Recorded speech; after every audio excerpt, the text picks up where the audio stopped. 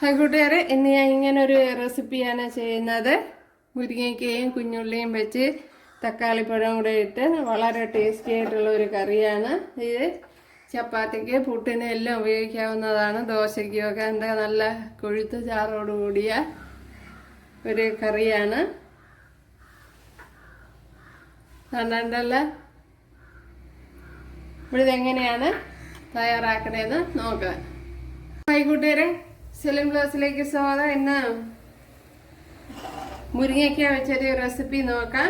അതിനായിട്ട് ഞാൻ 2 മുരിങ്ങയ്ക്കയാണ് എടുത്തിരിക്കുന്നത്. ഇപ്പോഴും കഴുകി എൻ്റെ പുറത്തുള്ള തോടൊക്കെ ചെത്തി കളഞ്ഞ് വൃത്തിയാക്കി എടുത്തതാണ്. മീഡിയം സൈസ് 2 മുരിങ്ങയ്ക്കയാണ് എടുത്തിരിക്കുന്നത്. ഇതിലിനി ഒരു 10-20 കുഞ്ഞുള്ളി ഇട്ട് കൊടുക്കുക. ഇപ്പം വലുതാണെങ്കിൽ 10 എണ്ണമൊക്കെ മതി. ഇത് ചെറുതായതുകൊണ്ടാണ് ഇത്രയും. ഇപ്പോൾ 20 കൊച്ചുള്ളി ഇട്ട് കൊടുത്തിട്ടുണ്ട്. അതുപോലെ തന്നെ ഇതിലേക്ക് മീഡിയം സൈസ് 2 തക്കാളിപ്പഴം, ഇതിലേക്ക് മഞ്ഞൾപ്പൊടി ഇട്ട് കൊടുക്കുക. ഇനി വേകുവാൻ ആവശ്യമായ വെള്ളം ഒഴിച്ചു കൊടുക്കുക. ഇവിടെ വേകുവാൻ ആവശ്യമായ വെള്ളം ഒഴിച്ചു കൊടുത്തിട്ടുണ്ട്. ഇതിലേക്ക് ഇനി ആവശ്യത്തിനുള്ള ഉപ്പിട്ട് കൊടുക്കുക. ഒരു 1/4 ടീസ്പൂൺ ഉപ്പാണ് ഇട്ട് കൊടുത്തത്. ഇനി ഇതൊന്ന് അടച്ചു കൊടുക്കാം.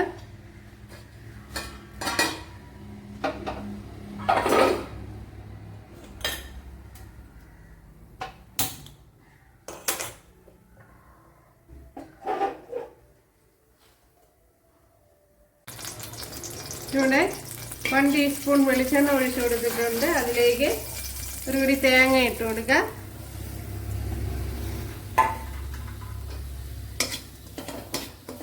ഇതിനെ ഒന്ന് മൂപ്പിച്ചെടുക്കണം.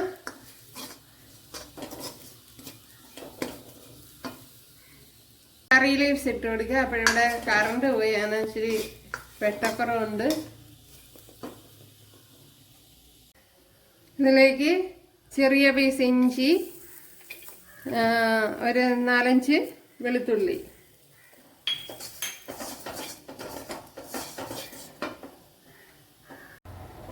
ഒരു തേങ്ങ ഇവിടെ ചുവന്ന് വന്നിട്ടുണ്ട്. അതിലേക്ക് 1 ടേബിൾ സ്പൂൺ തുമരപ്പരിപ്പ് ഇട്ട് കൊടുക്കുക.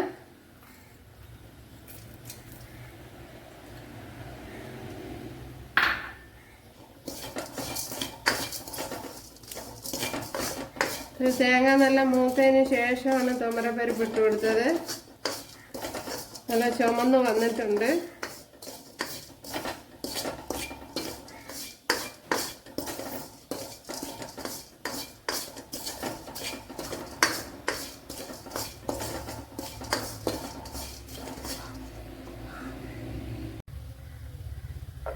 ഇനി ഇതിലേക്ക് മഞ്ഞൾപ്പൊടി ഇട്ട് കൊടുക്കാൻ. ഒരു തീ ലോ ഫ്ലെയിമിൽ വേണം വെച്ചിരിക്കാൻ. ഞാനിപ്പോൾ തീ ഓഫ് ചെയ്താണ് ഇട്ടിരിക്കുന്നത്. ഓഫ് ചെയ്തിടുക. ലോയിൽ വെച്ചില്ലേ പൊടിയേറ്റങ്ങളൊക്കെ കരിഞ്ഞു പിടിക്കുക. 1 ടേബിൾ സ്പൂൺ മല്ലിപ്പൊടി ഇട്ട് കൊടുത്തിട്ടുണ്ട്. അതുപോലെ 1 ടീസ്പൂൺ മുളക് പൊടി ഇട്ട് കൊടുത്തിട്ടുണ്ട്.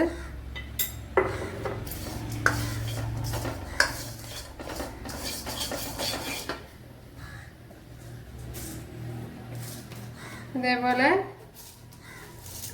ഒരു 1/4 ടീസ്പൂൺ ഉലുവ ഇട്ട് കൊടുത്തിട്ടുണ്ട്.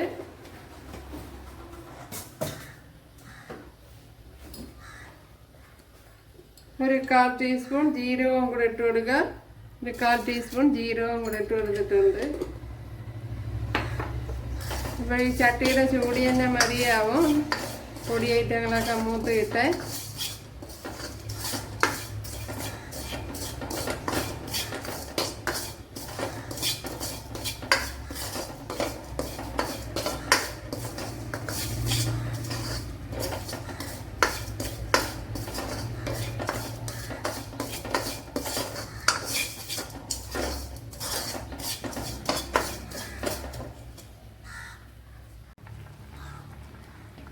നമ്മുടെ തക്കാളിയും കുഞ്ഞുള്ളിയും എല്ലാം ഇവിടെ വെന്ത് വന്നിട്ടുണ്ട്.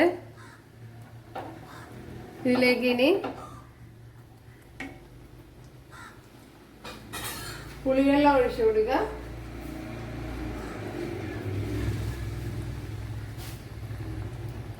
അപ്പോൾ പുളി കൂടി പോവാതെ ശ്രദ്ധിക്കണം.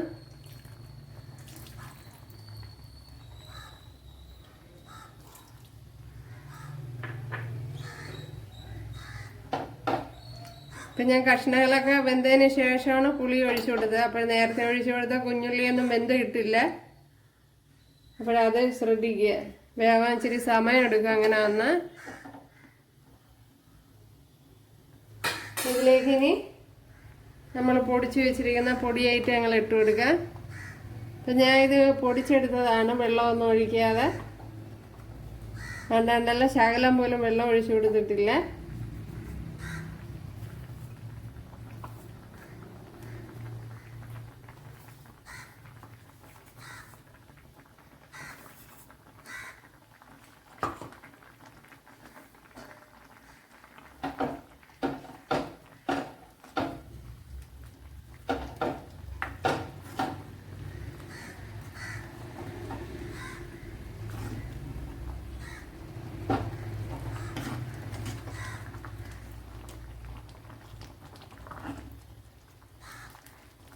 ഇനി നമ്മുടെ ചാറിനനുസരിച്ച് വെള്ളം ഒഴിച്ചു കൊടുക്കുക. ചൂടുവെള്ളം വേണം ഒഴിച്ചു കൊടുക്കാൻ.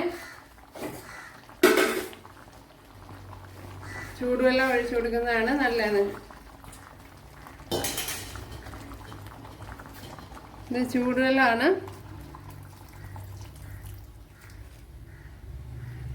മിക്സിയുടെ ജാറ് കഴുകി ഒഴിച്ചു കൊടുക്കുകയാണ്.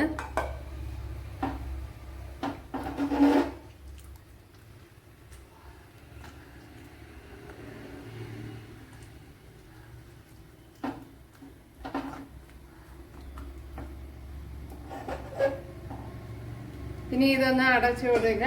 അവിടെ നിന്ന് തിളച്ച് ഒന്ന് കുറി വരട്ടെ. കുറി വന്നതിന് ശേഷം നോക്കാം. ഇവിടെ നല്ല കൊഴുത്ത ചാറോടുകൂടി തന്നെ കിട്ടിയിട്ടുണ്ട്. കണ്ടല്ലേ? അതുപോലെ നല്ല ടേസ്റ്റും ഉണ്ട്. ചപ്പാത്തിയുടെ കൂടെ, ദോശയുടെ കൂടെ, ചോറിൻ്റെ കൂട്ടത്തൊക്കെ കഴിക്കാൻ പറ്റിയ ഒരു കറിയാണ്. അതുപോലെ കുഞ്ഞുള്ളിയും മുരിങ്ങയ്ക്കൊക്കെ നല്ല വെന്ത് ഉടഞ്ഞ് വരണം. ഉണ്ടല്ലോ, നല്ല കൊഴുത്ത ചാറോടുകൂടി തന്നെ കിട്ടിയിട്ടുണ്ട്.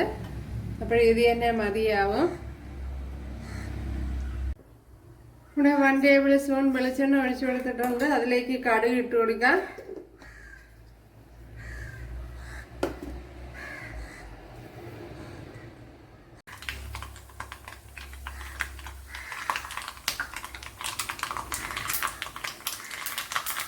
ഇതിലേക്ക് 2 കുഞ്ഞുള്ളി ഇട്ട് കൊടുക്കുക.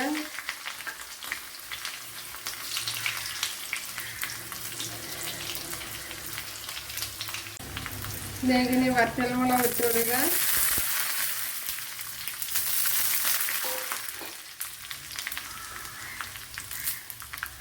ഒരു 1/4 ടീസ്പൂൺ മുളക് പൊടി ഇട്ട് കൊടുക്കുക. ഇപ്പം ഞാൻ തീ ഓഫ് ചെയ്തിട്ടാണ് പൊടി ഇട്ട് കൊടുക്കുന്നത്.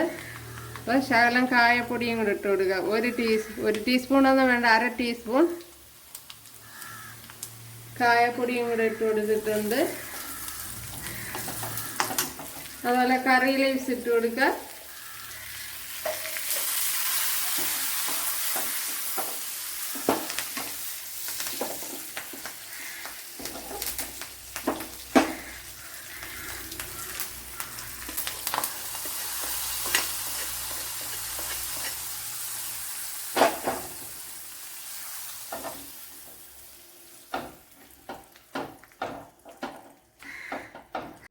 അപ്പോഴും നമ്മുടെ സൂപ്പർ ടേസ്റ്റി ആയിട്ടുള്ള കറി ഇവിടെ റെഡി ആയിട്ടുണ്ട്. എന്തല്ല, നല്ല കൊഴുത്ത ചാറോടുകൂടി ഇവിടെ കിട്ടിയിട്ടുണ്ട്. നല്ല ടേസ്റ്റും ഉണ്ട്.